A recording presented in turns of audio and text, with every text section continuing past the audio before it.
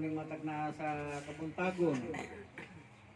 Uban sa itong mga kaigsunan alang sa pagpaminaw sa tulong sa Ginoo aron nga masabtan nato kung sa ang tumong plano sa Dios sa itong kinabuhi. Kay kita wala man ta masayod sa itong kaugalingon kundi ang nasayod na ang Dios lang. Usa dinhi sa itong topic karon sa Juan 15. Uno pa yun sa say, sa itong nadungog. Ang mga sistema sumala sa kisulti dinhi. Matod pa sa kasulatan siya mao ang tinuod nga tanong nga paras. Siya ang tinuod nga kahoy na naghatag og kinabuhi. Nga ang tanan sa nga daw kung kini magapabilin nga magapamunga kining daghan. Apan ang sanga nga dili mo pabilin kaniya kini daw dili mamunga og kanang pagaputon sa libay sa kalayo. Ining punto sa kasulatan lang ito atong masabtan. Nga doon na yun sa kapasidaan sa Ginoo. Diha ka na po kaninyo kanatong tanan dili sa mga gagmay lang kundi hantod sa mga dako sa tanang mga bigati nga tao. Sa tibuok kalibutan aduna sa pasidaan. May tungod din pulungan mga igsoon. Dili lang sa tuwalang kundi sa tibuok kalibutan gipasidaan ang tanin. Ano man tungod kay nasayad ang Dios. Diya sa matag usa ka una sa tao. Ang matag kilo sa tao makita diha sa Dios dili malilong dili kini mataguan. Muna yang gipaabot ng pulungan diha kanato. Nga matud pa niya dinhi. Ako mao ang tinuod nga tanom nga pras.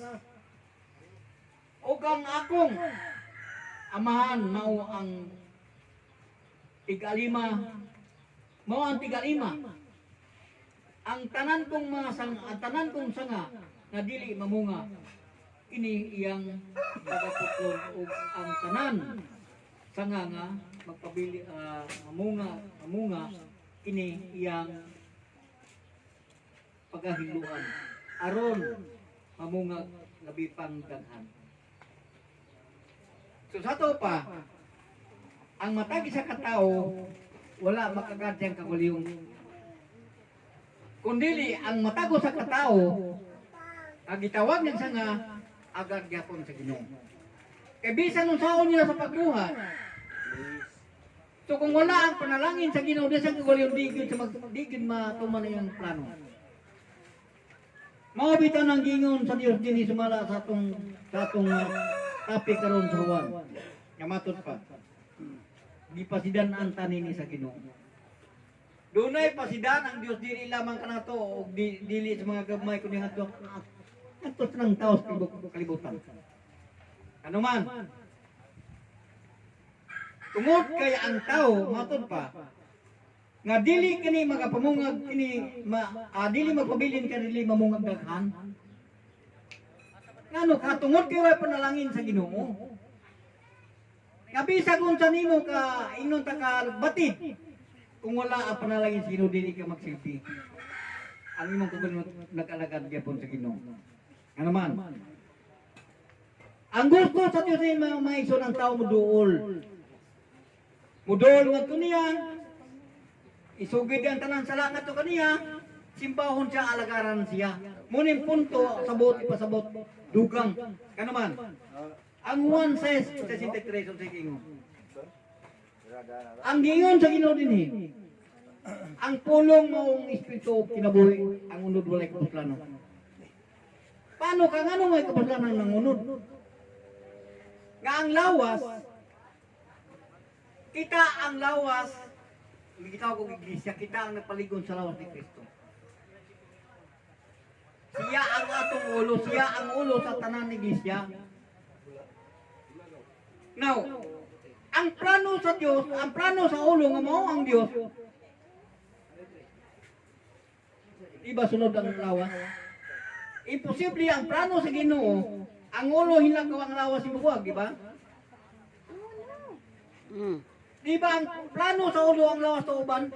Amen. Naon sa una karon kanila lawas ay ang plano ang sa ulo nakadesinyo sa taiso. Pero ang lawas nakadisenyo sa impierno. Mahimo ba na? Niya. Sumala karon sa mga nanghitabo nga mga talagman sa atong kinabuhi. Sa atong kalibutan, atong makita dunay usa ka pasidaan. Kapit kagamay sa atong mga topic. Atong mabasa mga igsoon dinhi sa Hebreo.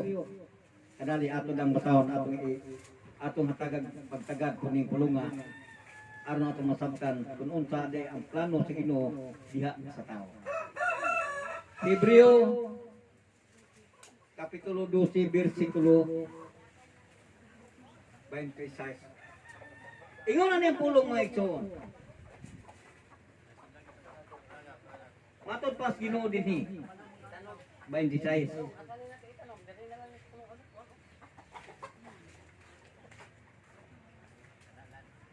Mao man siguro.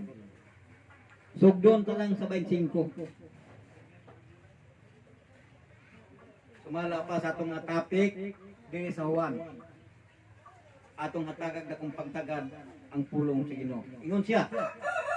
Dinhi sa 25. Tanawa nga dili ninyo igasalikway siya nga mao ang nagsulti.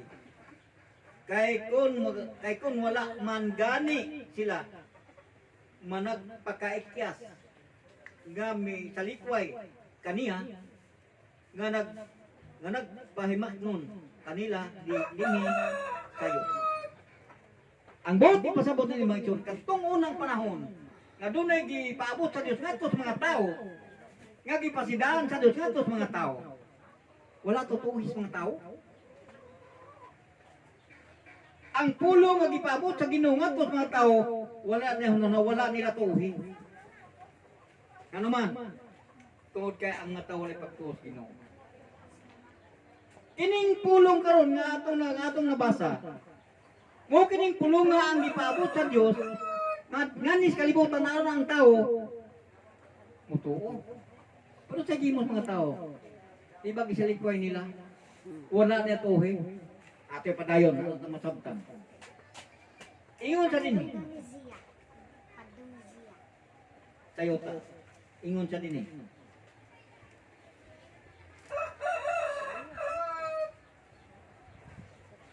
Sa makausa, ingon siya. Sa makausa,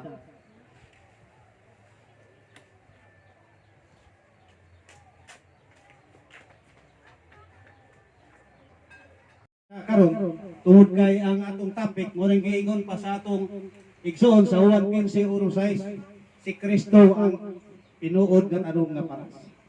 Musa ni matakna karon sa kanunay gyud atong patalinghugan ang pulong sa Ginoo tungod kay ang panahon nagkaduol na niabot na ang nagkalain-lain nga mga trahedya dining kalibutan.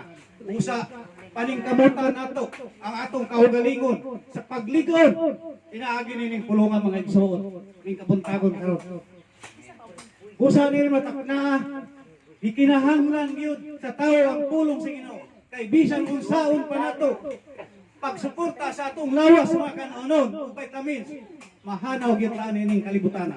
Apan adunay vitamins nga gihatag adto sa tawo mao ra gyud kini ang pulong sa Ginoo ang atong Ginoong Hesus.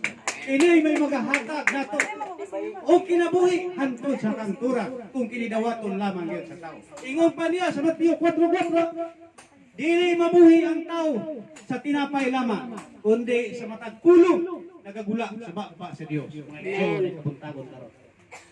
Ingon pa siya sa Juan 6:63, kining iyang gisulti mao kini ang iyang ingon pa niya espiritu o kinabuhi sa Juan 6:63. Subusa atong patalinghugan ang pulong sa Ginoo kay kini mao'y nagatudlo kanato ngadto sa kaluwasan. So ato mao ang tig-alma. Ngano man igsoon? Matod pa sa balaan ng kasulatan, ang Hebreo, atong duolo ng Hebreo, matod pa sa balaan ng kasulatan, ingon siya, Hebreo, Kapitulo 1, ingon siya, Sumala pa sa atong topiko dinhi sa Juan kapitulo 15 bersikulo 1. Ato ng dulo ng Hebreo kapitulo 1 bersikulo 2. Apan ining ulahing mga adlaw, siya misulti kanato pinaagi sa anak. Kini di ang ipasabot karon ang tanom nga paras. Mao daay ni ang iya karon nga gipaybalo dinhi sa Hebreo kapitulo 1 bersikulo 2. Ingon siya apan ining ulahing mga adlaw, siya misulti kanato pinaagi sa anak nga iya gitudlo nga manununod sa tanan mga butang pinaagi kan kinsa usab gibuhat niya ang kalibutan. So mao ni ang gipasabot dinhi sa atong topiko. Ingon siya, ako mao ang tinuod nga tanom nga paras. Ug ang akong amahan mao ang tig-alima. Ngano man igsoon? Ang amahan igsoon, kun ang amahan mao'y mubuhat o mapakita sa tao, ang tao mamatay.